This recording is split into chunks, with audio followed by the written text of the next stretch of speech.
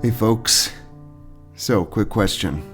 What does high heels, Salem, Oregon, electrical technicians from the 50s, and car parts have in common?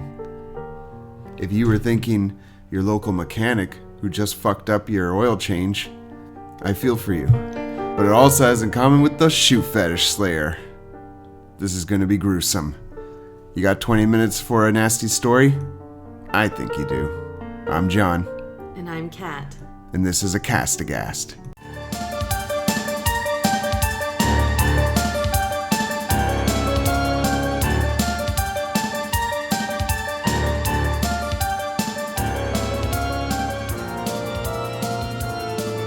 That was such a good intro. My favorite one yet, I think. Yeah, if you say so.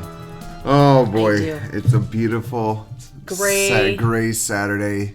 We got hours of video games ahead of us, but before we do, we thought we might talk about dead people and horrible fucking things. How people would like to spend their weekend. Yeah, this is how I live it. Yeah. Oh, I'm sorry I interrupted you. What else did you want to say? It doesn't matter. Okay. We're drinking Irish coffees. Yes, and what is an Irish coffee? It's just coffee with booze in it, probably whiskey. And we are drinking with, what's it called? Carolyn's? Yeah. Yeah. Maybe. It doesn't create a nasty film. Mm-hmm. Like someone like Bailey's. Yeah, You've had like film over that? Bailey's and the Amarula. Yeah. Yeah. Like they're tasty on their own. They're delicious. Yeah. But my goodness, no one wants skin in their fucking tea and coffee. That would be a good thematic drink, though, for a case. Ew. Skin coffee. And it you drink it and it flips over on your teeth, and then your teeth have like an extra layer of skin. All right, let's get on with it. You ready? Yeah, I'm ready. Okay, today we have another 3-name person for you. Oh God, these people with 3 names. We have Jerry, Henry, Brutos. Also, Jerry, now is it like Jerry as in Jeremy, as in Gerald? Jerome, he's a drum. Those are the best kind. Also known as the Shoe Fetish Slayer. Wouldn't it be crazy if there was like a fetish slayer for all fetishes? Oh, like anal sex slayer. The Asian women slayer.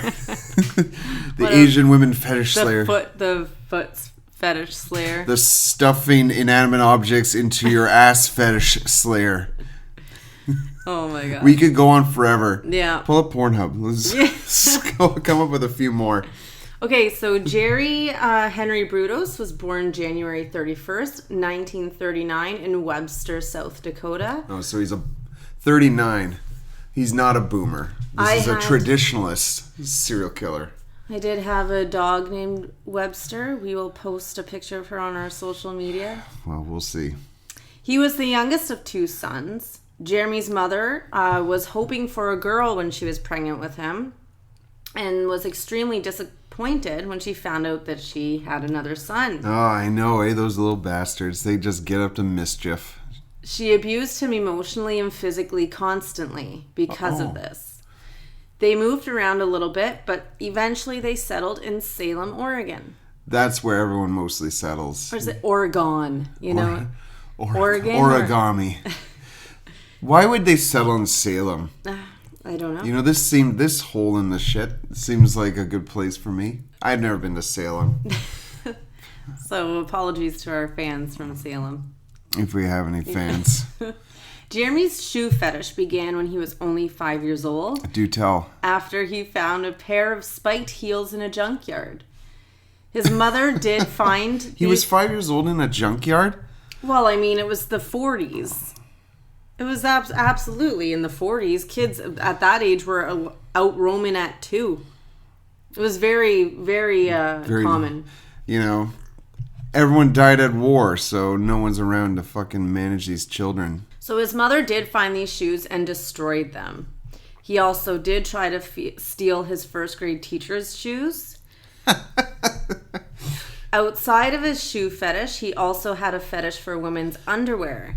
He claimed he would steal underwear from his neighbors, his female neighbors, as a child. Jesus. like from like the childhood friend, like Susie, steal her little baby panties? Maybe, or the mother's older siblings. Now, what did he do? Like, did he just sniff them, wear them? We'll get to that, I'm sure. It is interesting that just seeing a pair of heels in a junkyard at 5 would spark that reaction. That's interesting to me. It's not like he had a sexual encounter when he was a teenager, and to develop a fetish at 5 years old by just spotting a pair of shoes in the junkyard. Yeah, that's weird. Like, did his mom beat him with a shoe? I don't know. That's like he wants to conquer shoes. You know, some like mothers, like they beat their kids with slippers and stuff. Coming from a European family with a Portuguese father, I was no stranger to the slipper on the bum. Bum slipper. A little tap on the butt with the old Chappelle. And it wasn't Dave Chappelle. That was a shit joke. Jesus Christ. All right, let's get back to it. Okay. As a teenager, he was in and out of psychiatric hospitals receiving psychotherapy. In between this, he started to stalk women in his area. Nice. He would knock them down or choke them unconscious. Then he would flee with their shoes. That's it. I don't want That's all he did. I don't want to poke fun at what had happened to the victims. It's obviously terrible. But all I picture is like this Gru type character from Despicable Me just tiptoeing away with these women's shoes. Sniffing them with each step. This one's fresh. So he didn't even kill him. He just like put them unconscious. He would knock them down or choke them unconscious and would flee with their shoes. So when Jeremy was 17, he abducted a young woman, beating her and threatening to stab her if she didn't obey him and his sexual demands.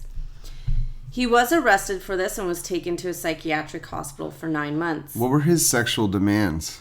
Like stick your heel in my ass? Maybe it didn't, for legal reasons, that wasn't disclosed to. That's unfortunate. To the public. Turn off your goddamn phone. I'm just making sure it's not our food delivery. We get produce because we have a fetish for eating healthy things. Mm-hmm. So he was arrested for this and was taken to a psychiatric hospital for 9 months in Oregon State Hospital.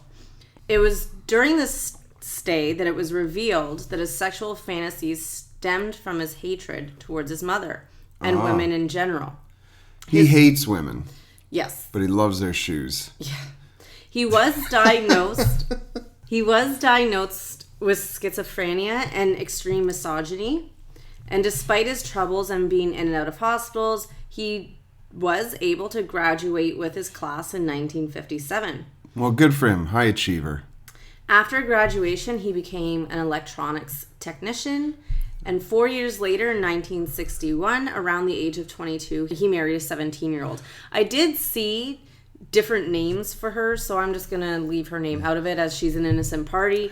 But I did see one report that her name was Darcy, and then another report that it was a different name. Darcy. So, yeah. Electronics repairman? Technician? In the 50s. Yeah. 50s and 60s. So he was basically like IT. Mm-hmm, absolutely. He was an IT nerd with a shoe fetish. Yes. See, some things are just timeless. So they settled in a suburb in Salem, and they did have 2 children together. He would have his wife do housework naked, except for wearing a pair of high heels, while he took pictures of her. God, I hope they had like a well-insulated house. A while later, Jeremy began complaining of migraines and blackouts. He would find relief from these symptoms by prowling at night to steal shoes and lace undergarments. Was that recommended by his doctor? He prescribed that? This was probably before the days of Advil. Got a headache? If only he took an Advil. Just night prowl and it will fix you right up. Have a problem with night prowling, raping and stealing people's shoes and undergarments? Try ibuprofen. Twice daily, every 3 hours. For children, 1. May cause heart inflammation. Oh, I'm sorry. That's not the COVID vaccine. Oh my gosh. So he would keep these stolen items, as well as his future victims, in his garage. His wife was not allowed to enter this garage unless she announced herself on an intercom that he had installed. Captain, I would like to board the ship. Proceed with caution. You hear like the locks unlock? Like it's like an airlock. I just picture like 1960s like science fiction, like the shit they like Forbidden Planet. Like everything's all bubbly and metallic and chrome. Jeremy also went through a, quote, transvestite period, end quote, where he would use the persona of a woman as a coping mechanism. In What was the name of his like female alter ego, like Ruth? It wasn't disclosed in anything. If it was even true, like if that's just something he said he did, but that wasn't disclosed. So in 1967, Jeremy followed a woman to her home because he liked her shoes. He broke in while she was sleeping, raped her, strangled her to unconsciousness, and then left with some of her shoes. Jesus, like, what an asshole. That's crazy, though. Like, all that, and he's like, oh, fuck, I'm going to take her shoes, too. So January 26, 1968, 19-year-old Linda Slauson was selling encyclopedias door to door. Oh, now that's a job that continues on. Yeah. Sadly, she ended up at Jerry's home and knocked on his door. He pretended interest in buying a set of encyclopedias and was able to lure Linda into the basement. All while his wife and children were in the home. What? Really? I don't know if they saw her or what, but they were in the home. He then bludgeoned her with a plank of wood and strangled her. He dressed her in different shoes and undergarments that he had stolen and would pose her in provocative positions. He then cut her left foot off with a hacksaw, which he kept in the freezer and would use it to model his high heel collection. Oh my goodness, really? He then disposed of her body in the Willamette River, and her body was never found. November 26, 1968, Jan... Now, I couldn't figure out if this was pronounced Whitney or Whitney, because it's spelled like Whitney. So that is how I will say it. So Jan Whitney was driving home from a Thanksgiving dinner when her car broke down between Salem and Albany. Oh. Leaving her stranded, Brutos offered her a ride, leading her on with the promise of calling a tow truck from his place. While still in the car, he raped her, and he strangled her with a leather strap. He kept her body hanging from a pulley in his garage for several days. What? Jesus Christ. He would dress her in female clothing and photograph her. He also would have sex with her corpse. He did cut off one of her breasts and made a resin mold of it to use as a paperweight. I'm sorry. That's so fucked. I know, it's ridiculous. And you know, he's an electronics person, so you imagine maybe he hooked like a little sound recorder in there and he just bashes bops the tit. It's like, that was easy. Oh my goodness. You know those little buttons? Yeah. That 40-year-old admin women have. Yeah. You know, because they have a hard time with technology and they keep that by their desk whenever they're able to successfully send an email. That was easy. He was the same thing. The Staples easy button. Yeah, the Staples easy button. Yeah, whenever he fixes a fucking radio for work, just bashes the boob. Yeah. That was easy. That was swell. He then tied her body to a piece of railroad iron and then threw her body in the Willamette River as well. And at that same time, he threw Linda Slauson's foot in there as it began to rot. Oh. March 27th, 1969, Karen Sprinker was abducted at gunpoint outside of a department store. Jeremy was wearing women's clothing at the time of this attack. He brought Karen to his garage, forced her to try on his collection of undergarments, and posed for him while he photographed her. He then raped her and strangled her by hanging her by the neck from the pulley. Oh my God, Jesus. And he also had sex with her corpse. And like Jan, he removed her breasts to make molds. So he rapes them while they're alive, strangles them, then fucks their body. Yeah, he was a necrophiliac as well. That's so messed up. Like, you think it would be one or the other. Mm-hmm. Oh, that's so messed up. And yes, he also removed her breasts to make plastic molds. He tied her body to a car engine and disposed of her in the Willamette River. Jesus, that river's getting full. How big is this river? We'll post it. Is it like the Mississippi? Does it have a current? We'll post a picture of it on our social media. On April 21st and 22nd, Jerry failed at 2 abduction attempts. 24-year-old Sharon Wood from Portland and 15-year-old Gloria Jean Smith. However, on April 23rd, 1969, 22-year-old Linda Sayley was abducted from the Lloyd Center shopping mall. He brought her to his garage where he raped her and strangled her. And I read that he also played with her corpse. That's what the report said, that he played with her corpse. I'm not assuming... Like tea time or something? I'm not sure if that meant he dressed her and photographed her like he did with the others, or that he raped the corpse as well. So... But he did, either way, it's horrific. What the fuck? He did not remove her breasts, as he claimed they were, quote, too pink, end quote. He did, however, drive an electrical current through her body to make it jump. What? But failed. He tied her body to a transmission and disposed of her in the Willamette River. A transmission? Yeah, so...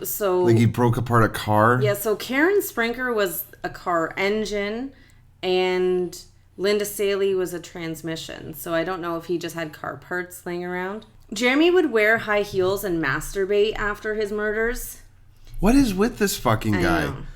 In Jesus. In May of 1969, a fisherman found the bodies of Karen Sprinker and Linda Sayley in the Long Tom River. Police canvassed a nearby university campus, asking if anyone had seen any suspicious men. And one of them led the police to Jerry Brutos. Jerry had phoned this student several times asking her for a date. She went on a date with him, and he made references about dead women found in the river and maybe taking his date away and strangling her. What, that's casual conversation No for kidding. him. You know, maybe be a little bit more subtle. So police asked the student to call them if he ever tried contacting her again, and they would set up a meeting at her dorm. Yeah. After a few days, he did call her, and she agreed to see him. However, instead of his date, Jerry was met with the police. Oh, nice, a sting. Yeah. Good for her. They interviewed Jerry and decided to look further into him as a suspect. A young woman he previously failed to abduct was able to identify him. It was the 15-year-old Gloria that identified him. Oh, man. The police then obtained a search warrant for his home, where they found a plethora of evidence, including the photographs he took of his victims and the same nylon rope he used when disposing the bodies. What end game did he have with all these, all this fucking evidence? So Jerry Brutos was arrested on June 28th, 1969. He pled guilty to 3 counts of first-degree murder for Karen Sprinker, Jan Whitney, and Linda Sayley. He was sentenced to 3 consecutive life sentences for their murders. Jerry did confess to Linda Slauson's murder, but there was nothing to tie him to it, and her body was never found, and he didn't keep photographs of her like he did the other victims, so he was not convicted of her murder. However, though, I feel even though he confessed, he should have been convicted of her murder. Yeah, fuck that. Jeremy has had piles of women's shoe catalogs in his cell. He would write shoe companies requesting these, and he claimed that they were his substitute for pornography. I was about to say, Yeah. you know, oh man, the Wish book is out. Fucking Sears flips through to page 212. Do you remember the Wish book? That thing was a brick. I loved getting that, though, and it's not in business anymore, but Zellers. Where the lowest price was the law, by the way. Zellers also had a Wish book, and my mom always had millions of Zellers points for some reason, so she would just like give my brother and I the book, and we could circle whatever we wanted, and she was able to go and get those. And I remember devil sticks. No. Remember when they were like these crazy kids toy. We'll put it on our social The fuck media is a devil's stick? I will put it on our social media. It was a crazy toy where you had it was 3 sticks, 2 sticks you held in each hand, and then it was another stick that you flipped around with the sticks in your hand. Oh, I remember those, but I didn't know they were called devil sticks. Yeah. That sounds like a fucking thing you get at a stag shop. I feel like that name would get canceled now if they tried releasing a toy called Devil Sticks. Oh, yeah, after the fucking satanic panic. Yes, yeah. Yeah. Fucking imbeciles. Devil Sticks. Well, that's the Satanic Panic was the 80s. The Devil Sticks came out in the 90s, so it was still like allowed then. But yeah, the Sears Points book was like a jackpot for me and my brother. I loved it. Yeah, I remember, and they always put like the video games right at the very fucking end. Well, yeah. Like you'd have to get through lingerie, so you slow down as you approach, and then you fucking get to the N64. Back in the day, too, where parents could like leave their children unattended, when the fear of being kidnapped wasn't in parents' heads then, my mom would take me to the video game section at the back of Zellers to play at the test setup, the test stations they had. So it was like Super Nintendo and N64. And I remember when GameCube came out and they put out the GameCube section. And my mom would just drop me off there and then leave the Zellers store and go to Zehrs, which was in the same plaza, and do her groceries. And then she would come and pick me up. Boomer parents, ladies and gentlemen. So anyways, we got off track. In 1995, after previous parole hearings, the parole board told Jerry that he would never be released. Good. They said, quote, "You will be in prison for the rest of your life, and there will be no more further parole hearings for you." Good. End quote. Jerry Brutos died in prison on March 28th, 2006 of liver cancer. Good. I hope it sucked. Jerry Brutos' character was portrayed, some pop culture fun. He was portrayed in season 1 of Netflix's series Mindhunter, and he was played by Happy Anderson. Who the fuck is that? Happy Anderson? I don't know. That sounds like a goddamn Marvel character. Yeah. And Ted Levine based part of his performance of Buffalo Bill in Silence of the Lambs on Jerry. I'd fuck me. No one can see It you. puts the lotion on. That guy, Ted Levine, is fucking fantastic. I can't fucking... It puts the lotion on its skin. And that's just his voice. Yeah, They're like, be creepy. And he's like, okay. And it's like, be yourself. Yeah, Ted Levine has a great voice. Oh, he's a fantastic actor. But yeah, That's interesting, though, because I know he based a little bit of his role on Ed Gein as well. Mm-hmm. Jesus. Yeah. So that is the story of Jerome Henry Brutos, the Shoe Fetish Slayer. Well, that's a complete piece of garbage. Yeah. And I'm glad he's dead. Yeah, and I am, despite getting 3 sentences, I do feel terrible for Linda Slauson's family not getting justice for their daughter. Oh, totally. I don't know with the confession why he didn't get convicted for it. I know her body was never found, but if he confessed to it, I would take his word for it. And now they throw people in jail for confessions or false confessions, so I don't know why they didn't do it then. Well, they cancel people for having different opinions, so... Anyways, so that's that. That's the Shoe Fetish. So that's the only movie references Silence of the Lambs. Yep, and then Netflix's Mindhunter. Did you watch Mindhunter? I did. It's so fucking good. It's worth watching. Oh my gosh. It's mind-blowing. Some of this, like... I thought we would run into more serial killers where that movies were based on these killers. Mm-hmm. And really not. That were more true to the actual stories. Yeah. Like the Gainesville murders inspired Scream. However, they are completely different scenarios. Yeah. Same with the Texas Chainsaw Massacre. Ed Gein being Leatherface, completely different. He did wear people's clothes, like skin. Yeah. He made like a vest out of women's nipples. But it is a completely different story. This case, I'm sure there's a few more, but man, this guy sucked. Yeah, he was a garbage. So whatever happened to his family? Do we know at all? No, I didn't do too much digging into his family. Fair enough. Yeah. Well, I'm glad he's dead. Hopefully he's rotting in hell. He was obviously still married when he got arrested. You think, like, he gets arrested and she's like, oh, that's why he wouldn't let me in the fucking garage. Yeah. The thing is, she married young, 17, so she was probably easily manipulated and maybe groomed a little bit. Wow, look at how stupid teenagers are. It's not as a fact of being stupid. It's that you're not mature as a teenager. you're very easily influenced. Yeah. Yeah. So it's... That's awful. Can you imagine how, like, messed up his kid would be over that? Yeah, he had 2 children. Wow. We will cover eventually the Btk Killer. But that is a fascinating story because he was a absolutely horrendous person, but a wonderful family man. Yeah. Like, he went out at night. He was bound, torture, kill. That's what BTK stood for. And he was doing that to women at night, but his daughter has said she does not have one bad memory of him. I bet they based the Trinity Killer from Dexter on that guy. I wonder, yeah. Yeah.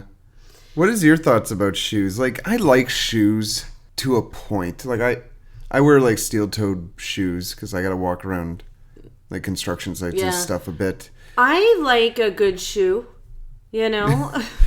As a female, like, female, that's a stereotype, but, you know, yeah, you got a lot of shoes compared to me. Yes, I'm not picky on what men wear. I'm not, the shoes isn't what I look at when I'm looking at a man. But as a woman, I like to wear nice shoes. But you wouldn't fetish over it. Like, Absolutely what not. piece of garment would you fetish over? I think I would fetish over, like... A shirt, maybe? Like a nice, like a graphic tee. Yeah. Like a real good, like it has like the Avengers on it. Like, there was a time when I was like in my early 20s, I really liked leather coats. Maybe it was because of the Matrix and shit. I didn't have one of those long leather dusters. He probably would have that, being that he was basically an IT and a nerd and a fucking I bet you psychopath. he had to get one of those khaki trench coats, like the raincoats. Yeah. I bet you he wore one of those. But if I was to fetish on garments, I think it'd be like leather jackets. Yeah. Yeah. So, dead animal.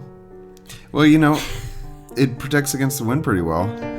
It's amazing how well the skin repels the wind. Yeah. Anyways, thanks for watching. Thanks for listening. Either way. And you guys have a good weekend. All right, take care. You can check us out on YouTube at Catam Concoction. That's CATAMCONCOCTION.